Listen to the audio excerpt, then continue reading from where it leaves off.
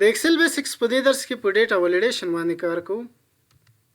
ډیټا ولیډیشن د معلوماتو یا ډیټا د اعتباري او معیاري ساتلو لپاره استعمالیږي او د هغه چا لپاره چې عموماً له ډیټا سره سروکاري ډېر یو مهم اپشن ده.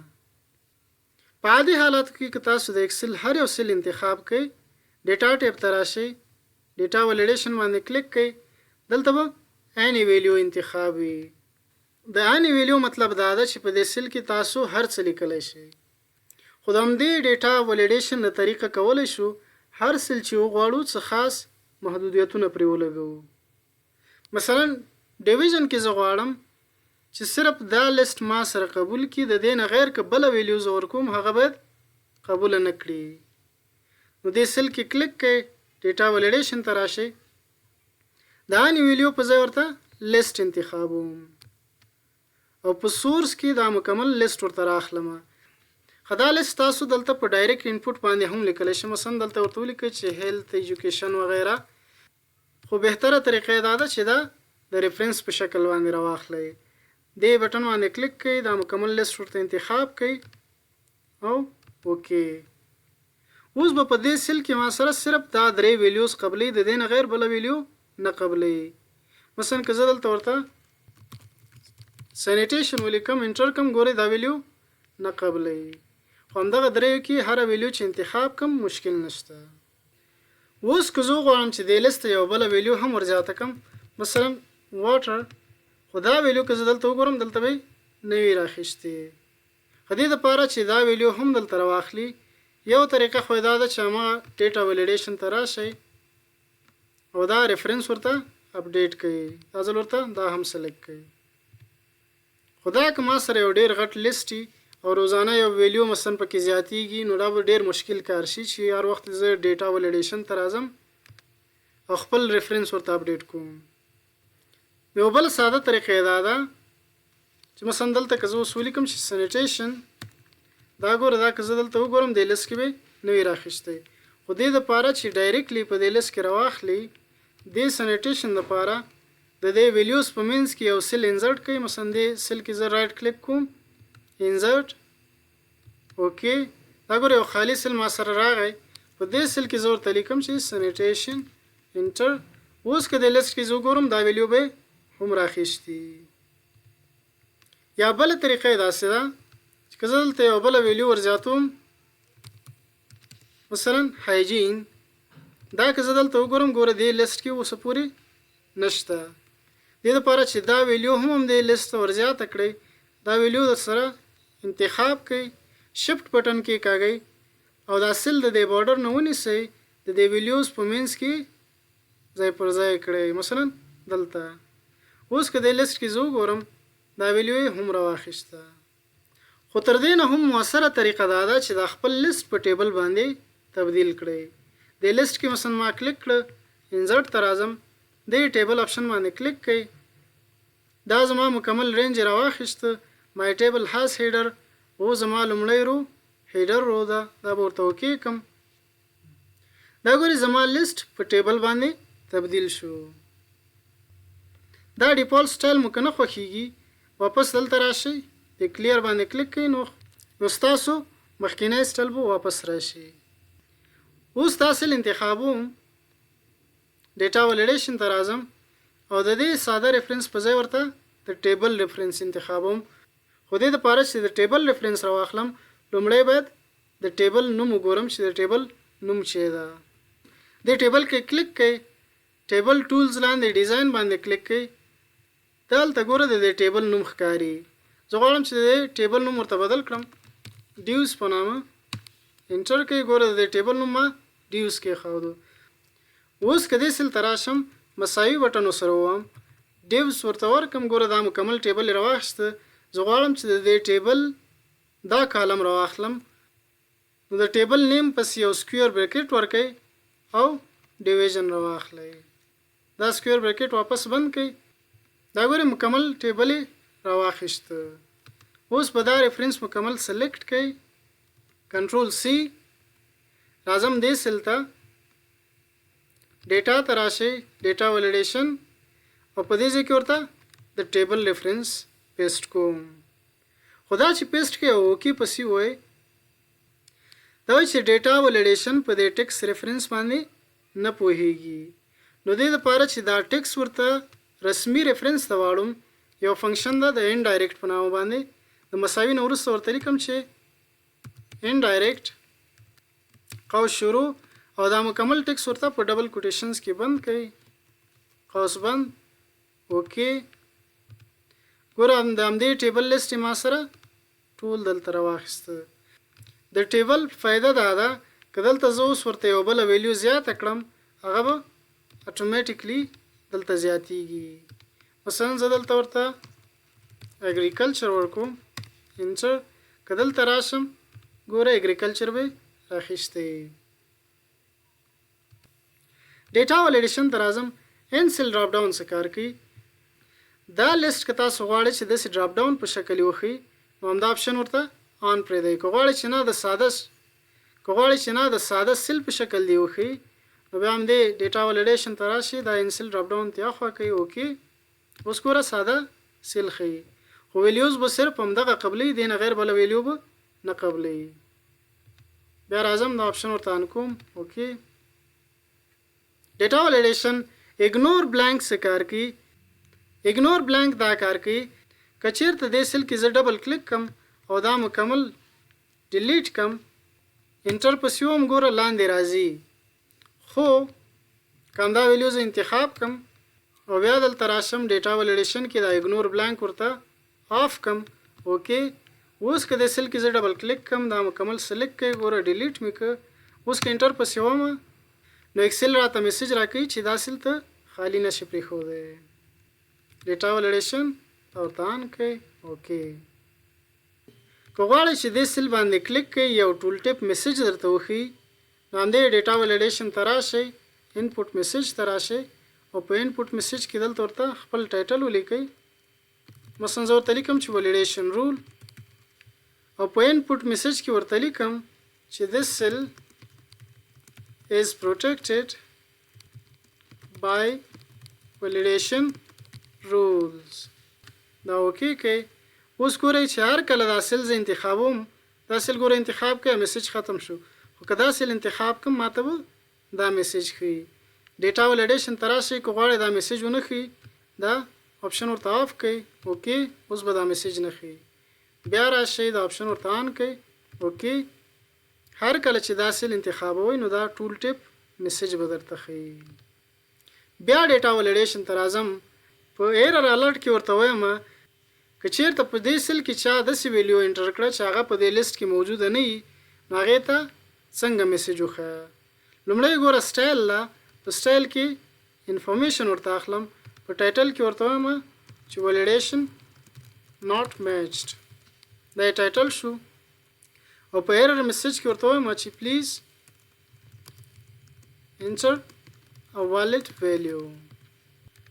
په دې سټایل کې که زه انفارمیشن واخلم او دا اوکې کم په انفارمیشن کې سیستم د شوي که زه دلته اوس یو ویلیو ورکم چې هغه په دې لیست کې نه وي مثلا زه ورته وایم چې ډیمز دا ګوره که زه انټر کم هماغه میسج راته راکړه خو که اوکې پسې وم همدغه ویلیو قبلوي. خو که د انفارمیشن په ځای زه ورته وارنینګ واخلم او دا اوکې کم اوس ورته مثلا هماغه ډیمز لیکم انټر کوي دلته اوس ماته انتخاب راکوي چې دا ویلیو ته قبلوي یا نه قبلوي. که قبلوي یس پسې و که نه قبلوي نو پسې ووهه. او که د وارنینګ په ځای سټاپ ورته انتخاب کوي نو په سټاپ کې که تاسو داسې ویلیو ورکوئ چې هغه په دې لیست کې موجوده نه وي هغه به هیڅ کله هم نه قبلوي. مثلا هماغه ډیمز بیا ورکوم انټر کوي دا ویلیو اوس بیخي نه قبلوي دا ویلیو باید ورته بدله کړئ. په سٹارټ ډیټ کې زه غواړم چې دا تاریخ باید همیشه آینده تاریخ وي مطلب د نن ورځې یا د نن ورځې نه مخکینی تاریخ باید قبول نه کړي. نو ډیټا ولیډیشن ته رالم دا نه ویلیو په ځای دلته ورته ډیټ اخلم او په ډیټ کې ورته وایم چې ګریټر دین په سٹارټ ډیټ کې د دې په ځای چې د نن تاریخ ورکم د ټوډے په نامه یو فنکشن ده مساوي ټوډے دا فنکشن مې مکمل ورته ولیکه. د دې فنکشن خوبي دا ده چې دا روزانه اپډیټ کیږي. مثلا نن ما سره تاریخ 19 نو سبا به تاریخ په خپل شل کیږي. او کې اوس کدی سل کې زورته د نن ورځې تاریخ ورکم مثلا سپټمبر 19 2020 دا که انټر کې ګوره دا تاریخ نه اخلي. خو که د سبا تاریخ ورکم چې 9/2020 انټر کې ګوره د سبا تاریخ او د سبا نه وروسته څونه تاریخونه دي هغه به قبلوي. خو د نن تاریخ او د نن نه مخکې څونه تاریخونه دي هغه به نه قبلوي. مثلا که زه ورته پرونی تاریخ ورکم 9/2020 انټر کې ګوره دا تاریخ نه قبلوي. په سټار ټایم کې زه غواړم چې دا ټایم باید همیشه د سهار د 8 او مازدیګر د 4 بجو ترمنځ وي. که د سهار د 8 نه مخکې یا د مازدیګر د 4 نه وروسته ټایمي هغه باید قبول نه کړي. نو ډیټا ولیډیشن ته راځم. اني ویلیو په ځای د ځل ورته ټایم انتخابوم او په ټایم کې ورته وایم چې بټوین په سٹارټ ټایم کې ورته دا لومړنی ویلیو راخلم او په end ټایم کې ورته پرستانی ویلیو دا اوکې کوي. اوس که زه ورته د سهار 9:30 بجې ورکم انټر کې دا ګوره نه قبلوي. خو که 8 بجې مثلا 0:01 منټ هم ورکم دا ګوره قبلوي. همدغه شان که د مازدیګر 4 او 15 منټه ورکم دا به نه قبلوي. خو که د مازدیګر 3:49 ورته ورکم دا به قبلوي. په پروجیکټ نمبر کې زه غواړم چې پروجیکټ نمبر باید همیشه داسې یو نمبري چې هغه یا د 200 نه کم یا له 500 نه زیات وي. مطلب د 200 نه تر 500 پورې دا عدد به نه قبلوي. ډیټا ولیډیشن ته راځم. د اني ویلیو په ځای د ځل ورته هول نمبر اخلم. هول نمبر کې د بټوین په ځای ورته ناٹ بټوین اخلم. مینیمم کې ورته دا ویلیو اخلم او په میکسیمم کې ورته دا ویلیو اوکې کوي. اوس که زه ګورې 109 ورته ورکم انټر کم دا به قبلوي. خو که 201 شي یا 200 ورته ورکوي 200 هم نه قبلوي. 500 که ورته ورکم 500 هم نه قبلوي. خو که 501 کم دا به قبلوي. په الوینس کې زه غواړم چې دا نمبر باید همیشه له 0.1 یا 10% کم وي. نو دې سل کې کلیک کړئ. ډیټا ولیډیشن ته راځم. اني ویلیو کې دا ځل ورته ډیسیمل اخلم او ډیسیمل کې ورته وایم چې دا ویلیو باید لیس دین وي له 0.1 نه. دا اوکې کوي. اوس که زه ورته دلته 0.09 ورکم دا به قبلوي. خو که 0.1 ورکم دا نه قبلوي. یا 0.1 خپل ورکوي دا هم نه قبلوي. 0.08 ورته ورکوي دا قبلوي. ځکه دا د 0.1 نه کم ده. په زیپ کوډ کې زه غواړم چې زما زیپ کوډ باید همیشه 15 کرکټرز وي.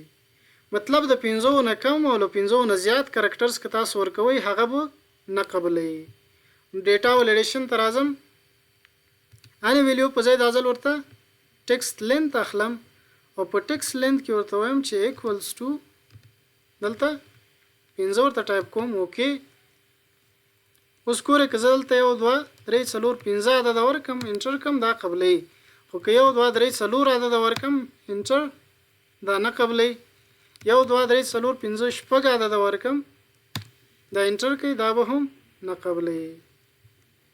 دلته تاسو سره حروف هم ورکولی شئ. مثلا زه وایم چې پی مثلا زه ورته وایم چې پی یو وای او دا ګوره انټر کوي. خو دا 6 کرکټرز ځکه نه قبلوي.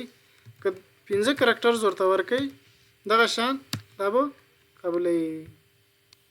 خو اوس ما سره دا ټول ولیډیشن رولز مکمل شو. زه غواړم چې دا رولز د لاندې سیلز ته هم کاپی کم. نو د هغې دپاره دا مکمل رو انتخاب کړئ. کنټرول سی. څومره سیلز ته چې کاپی کوئ هغه ټول سلیکټ کړئ. دلته رایټ کلیک وکړئ. په سپیشل ته راشئ او یا هوم ته راشئ او د پیسټ لاندې په سپیشل باندې کلیک کړئ. دلته ورته ولیډیشن انتخاب کړئ. اوکې کړئ. نو دغه رولز د لاندې مکمل سیلز ته کاپی شو. خو اوس که چیرته تاسو سره ډیټا مخکې نه انټر شوې وه او په هغې باندې ته غواړئ چې ډیټا ولیډیشنز ولګوئ نو د هغې به څه پروسیجري راځم دلته مثلا دا لیست نه دا ډیټا ولیډیشن ختموم ډیټا ته راځم ډیټا ولیډیشن دا ورته وایم چې کلیر آل دا ولیډیشن به د دې سیلز نه مکمل کلیر کړه. اوس دلته ورته ویلیوز انټر کوم مثلا دا ویلیو شوه دلته ورته داسې ټایمز راخلم roads health water sanitation wash دا ګوره دا زما ویلیوز شوي. اوس غواړم چې په دې ویلیوز باندې زه هماغه وختنۍ ولیډیشن ولګوم نو ډیټا ولیډیشن ته به راشم سیټینګز ته راځم اني ویلیو په ځای ورته لیست انتخابوم او په سورس کې ورته دا لیست انتخاب کړئ اوکې کړئ. ګوره دې سیلز باندې ولیډیشن ولګېده خو په دې لیست کې ما سره داسې ویلیوز دي چې هغه په دې لیست کې ما سره نشته نو هغې ویلیوز سره هیڅ غرض ونه کړه هماغسې پرېښودې. خو که تاسو اوس غواړئ چې هغه ویلیوز وګورئ چې هغه د ولیډیشن رولز خلاف دي نو دې ډیټا ولیډیشن څنګ کې د ایرو بټن باندې کلیک کړئ زه ورته وایم چې سرکل انولیډ ډیټا دا ګورئ ټولې هغه ویلیوز یې درته سرکل کړي چې هغه په دې لیست کې یا ډیټا ولیډیشن لیست کې تاسو سره نشته. نو دا ویلیوز تاسو کولی شئ چې یا ورته تبدیل کړئ مثلا دا ویلیوز ورته انتخاب کړئ او یا بیخي ډیلیټ کړئ. دا سرکلز که غواړئ چې واپس ختم کړئ دې بټن باندې بیا کلیک کړئ ورته وایي چې کلیر ولیډیشن سرکلز. د ډیټا ولیډیشنز باره کې همدومره وه په بل درس کې بله خیره په کسټم ولیډیشن باندې کار کوو. که ویډیو هم خوښه شوي وي ویډیو د سره لایک کړئ له ملګرو سره شریک کړئ په کمنټ کې را سره خپل نظریات خامخا شریک کړئ. ډیره زیاته مننه.